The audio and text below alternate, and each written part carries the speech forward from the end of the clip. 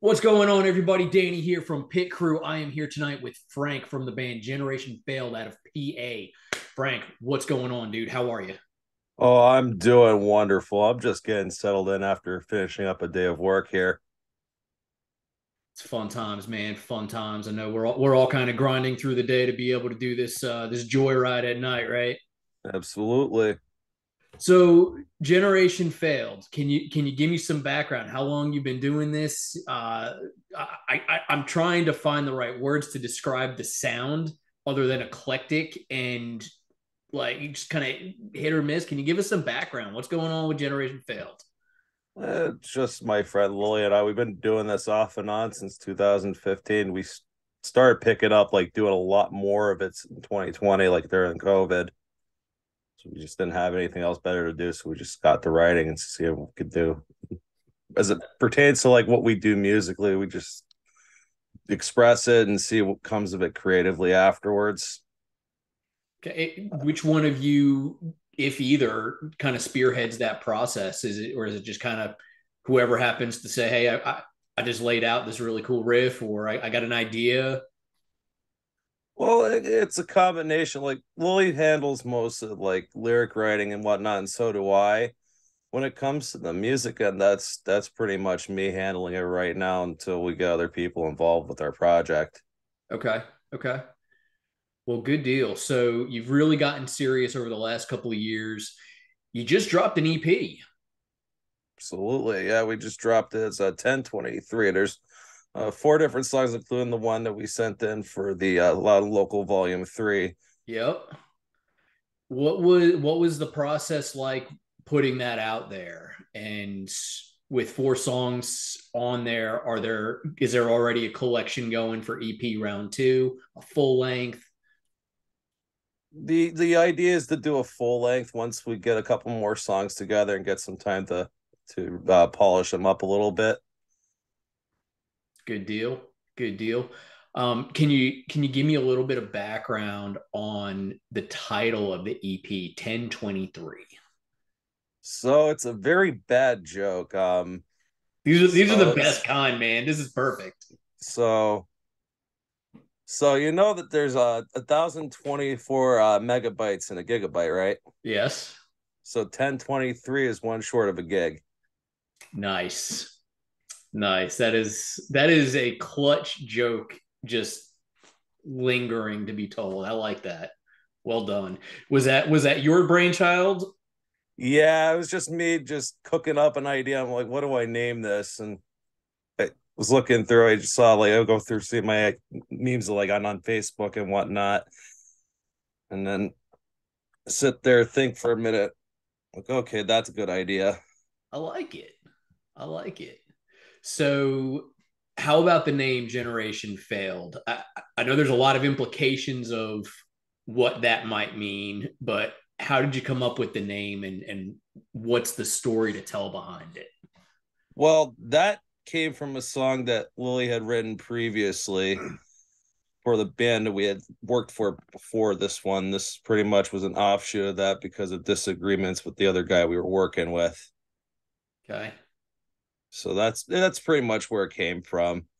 We just figured that the name was a better name for a band than it was for a song because the song was kind of a throwaway. Okay. That's fair. That's fair. So you've been kind of doing this on and off since 2015. What's your specialty? Do you have a specific style? Because the four songs on the EP are very wide ranging. There's a little bit of this like clutch vibe to it. There's like this cage the elephant undertone. There's some deep garage punk. Like you're all over the place on this. So what's your preferred style? So when I'm doing a lot of like whenever I'm doing gigs, doing covers and stuff, I'll do usually like country, classic rock, and punk and stuff like that. Good deal. Good deal. And it looks like you've been trying to do a fair amount of like open mic nights and whatnot. I'm guessing just trying to get your name out there a little bit more. Yeah, just try to get the feet wet again and see what I Yeah. can do. Is there anything big on the horizon? Any shows or anything like that that's just kind of itching to kind of bust out of the gates, or right now just kind of methodically putting the steps one at a time? I do have a gig on the 8th here at Timmix in Pittston. It's a small little bar right at the beginning of town. They're not doing the greatest with business right now, so I want to try to help them out and pick up their gate some. That's cool. That's definitely cool. So what I guess what's the scene like up by you? Oh, there's a lot of wonderful music up this way here and up in Scranton. Yeah. Is that Yeah, well, and that's the general area of like Motionless in White, Breaking Band and what have you as well, right? absolutely. There's a Nice. thick pool of talent up here. That's awesome. So would you say that bands like that are the ones that inspired you, or like what influenced you to push this way? So in particular, I would say I was listening to a lot of punk records and a lot of old style country records when I was growing up, first picking up the guitar. So those are probably where I would extend most of where my foundation and roots go to. Okay. But I started like you'll hear in like the one song, Fountain of Youth, the third one that's on the EP, that has a lot of like Motown horns in it for no reason at all other than just to have them. So It go ahead. Go ahead. I'm sorry. Yeah, that one was made intentionally over the top because that was the only song that we had carried over from our previous project because that guy threw Gotcha. away that song on us. Fountain of Youth, honestly, like that one to me, like I listened to that, especially compared to the other three. I'm like, what are we doing? This is like, it's just a cool, fun sound too. And not that the other three weren't, just a very different flavor to it. So, yeah, you could definitely see the different undertones on a song like that. Um, how, I guess, if you were to pick a direction that Generation Failed would be going, would you say that you're trying to steer more away from the Fountain of Youth, more towards your other three, or is there just kind of whatever catches at the moment because you guys are just kind of making it up as you go and having a great time doing it? I'd rather an open floor than a closed box, man. Beautifully said. Beautifully said. So, what do you guys do when you're not doing music? Like, is it just an around the clock friendship and talking music nonstop, or is it when you're with the band, you're with the band, and when you're not, it's doors closed and you do you, I do me. There's a lot of joking around. There's exchanges of memes, and oftentimes when we're sitting here practicing, we'll just sit there and do parodies of other people's songs just for our own leisure. That's a good time right there. Now I That saw. usually helps the creative process out a lot. Oh, I'm sure. I mean, it's you just, especially this day and age, right? Like, I mean, there's content coming at us every direction, right? Like, so, Absolutely. whether it's a meme that's like, oh, I could totally turn that into a song or the name of my next EP, or whatever it might be, right? So I think that's awesome. Um, no, I'm on a video call, buddy. I'll be upstairs in a few. Okay, I'll be up in a few. I'll be up in a few. Go ahead. Sorry, man. You're good, man. So completely lost it on that one. My bad, man. So I guess you've been doing this since 2015, really getting serious since 2023 or 2020, and you're really getting feet wet. Where do you see this going? You mentioned kind of picking up more people for the project. Are you looking to get full-time members? Are you kind of looking for session writers? What is the grand goal for you in Generation Failed? I'm open to anything. Full-time members would be the ideal outcome though. And what roles would you say you're looking for? Like, if you were to put down, I want somebody to take on drums and I want to just do vocals, or like what does that look like for you? I'm probably gonna say I'm looking for drums, bass, and a lead player. Okay, very cool. Um, yeah, I mean That's fun. Like again, just listening to your stuff, it's a fun vibe. That real raw garage sound to it is just, to me, especially the more that people are out there using various bits and synths and everything else, it's cool to hear just that rawness, that real grungy vibe to it. So I'm excited for you in the prospects there. I appreciate that. Like all that stuff's done the same way. These technical guys are doing it with their with the garage band and all the DAWs and whatnot. I take it from an engineering perspective, trying to make it as realistic as possible whenever I put those things together. I don't really do well with the artificial Yeah, sounds and whatnot. no, could definitely appreciate that. So, Frank, let's get to know you a little bit as far as who you are outside of the band. Can I throw you some really random questions and get a better feel for you? Sure, go for it.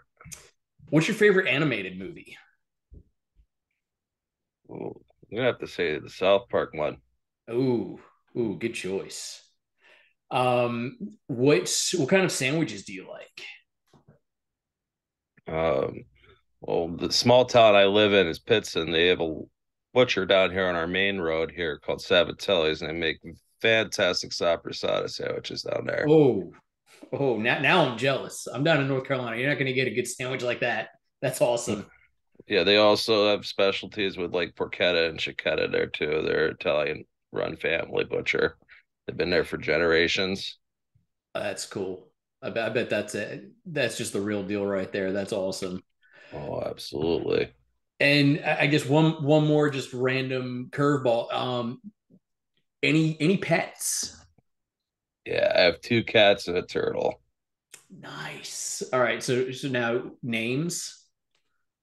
So my turtle's name is Callie, and Okay. my two cats are Pumpkin and Osiris. And are any of them involved in the band in any way as a mascot, as a they're just gonna tear Yes, shit up while you're trying to play and jam? that would be the one that's on the album cover, which is Osiris. He's forever intruding on my privacy. Cats doing what cats do, man. That's awesome.